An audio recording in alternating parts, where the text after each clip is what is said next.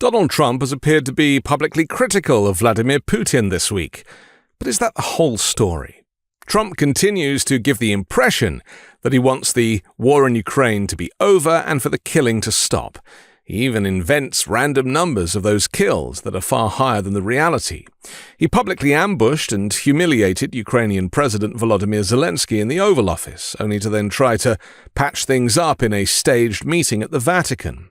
Putin, though, has been pretty elusive throughout, refusing to attend negotiations in person and rarely taking Trump's calls. What Putin's doing, he's killing a lot of people, and I don't know what the hell happened to Putin. I've known him a long time, always gotten along with him, but he's sending rockets into cities and killing people, and I don't like it at all. So yesterday, Donald Trump issues a warning to Putin, accusing the Russian president of playing with fire, as tensions over the stalled peace process in Ukraine continue to rise.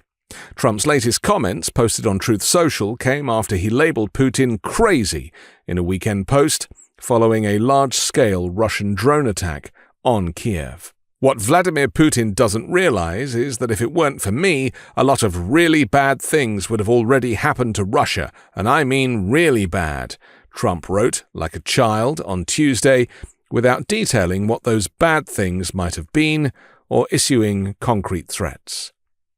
Did Trump just admit to helping Russia?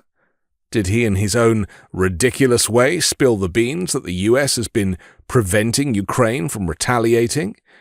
Did his vapid inner monologue just spill out once again? Did he say the quiet part out loud?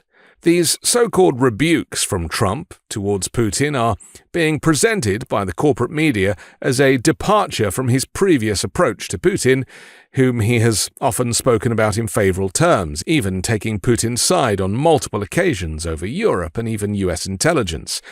Yet we are led to believe that Trump's frustration has grown as ceasefire talks between Moscow and Kiev remain at an impasse. That frustration erupted over the weekend after Russia launched a record-breaking drone attack on Ukraine, killing at least 13 civilians. In his Truth Social post, Trump wrote, "I've always had a very good relationship with Vladimir Putin of Russia, but something has happened to him. He has gone absolutely crazy." So much for Trump ending the war in 24 hours. Despite an earlier phone call between the two leaders, where Trump claimed Putin had agreed to immediately engage in ceasefire talks, Russian airstrikes have persisted.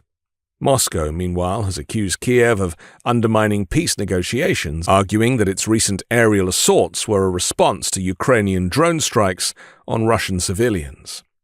But how is Russia having so much success in Ukraine? And could Trump have anything to do with it? Trump, as we know, is not to be trusted. His allegiance clearly lies with Putin, who he seems to want to emulate with his sprayed-on gold Oval Office additions and dictatorial policies against immigrants and minorities. Remember back in March, the US stopped sharing intelligence with Ukraine after Trump's suspension of military aid. One source said that the US had completely stopped providing intelligence, including to Ukraine's military and domestic security agencies. They said this would have a very bad impact on the fight against Russia. Putin has called on Ukraine to give up territory, reduce the size of its military, and accept neutrality under a new government. J.D. Vance has said a similar thing, and I suspect that's what Trump wants too. And I fear that's how this saga might end.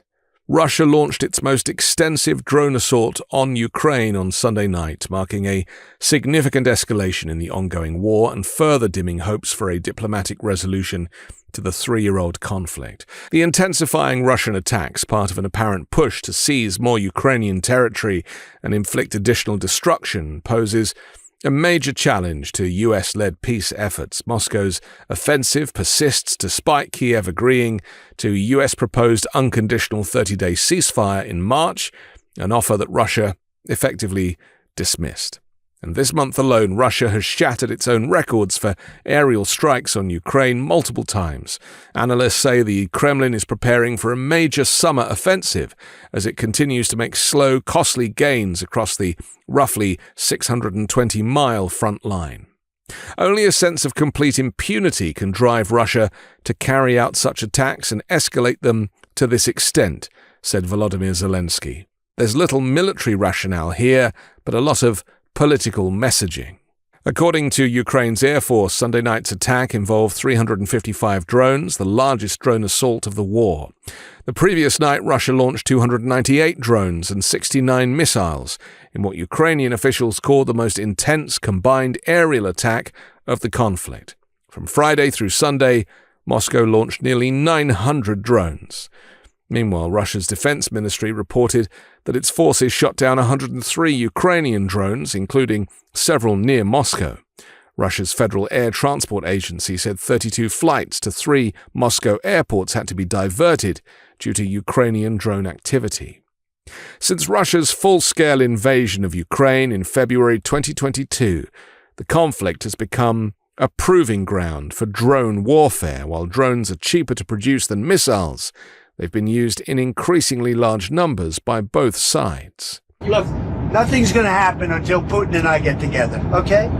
And obviously he wasn't going to go. He was going to go, but he thought I was going to go. He wasn't going if I wasn't there. Trump also expressed frustration with Zelensky, saying the Ukrainian leader's rhetoric is not helping his country. Kremlin spokesperson Dmitry Peskov defended Russia's actions, framing the bombardments as responses to Ukrainian strikes and as part of necessary security measures. He described the state of peace talks as a decisive moment fraught with emotional strain on all sides.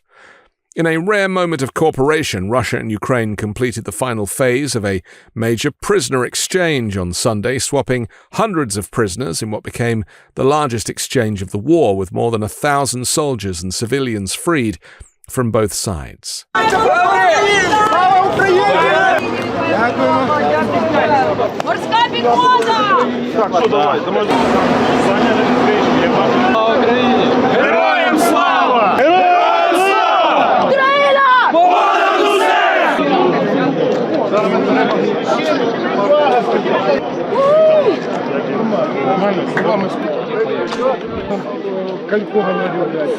Last week, Trump and Putin spoke by phone, with Trump announcing afterwards that both countries had agreed to immediately start ceasefire talks.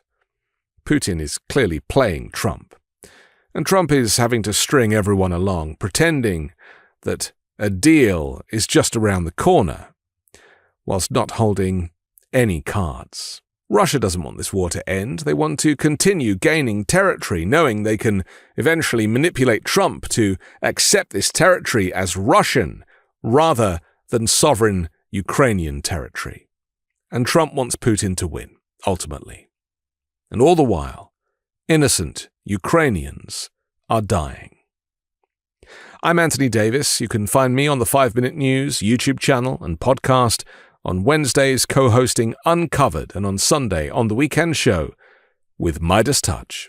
Love this video? Continue the conversation by following us on Instagram @MeidasTouch and help us blow past 1 million followers.